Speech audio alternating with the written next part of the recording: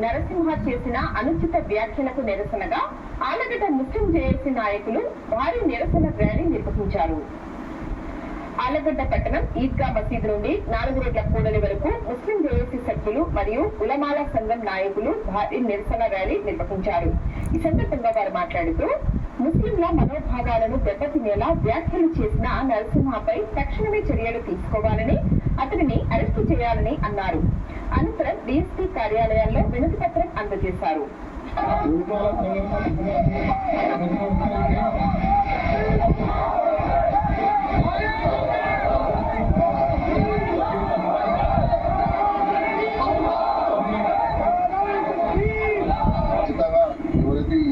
వాక్యాలు చేసినాడు నరసింహనాథ్ తప్పకుండా చట్ట ప్రకారం చర్య తీసుకొని అతన్ని ఉరి తీయాలి, యావజ్జీవ శిక్షించాలి, దేశ బహిష్కరణ చేయాలి.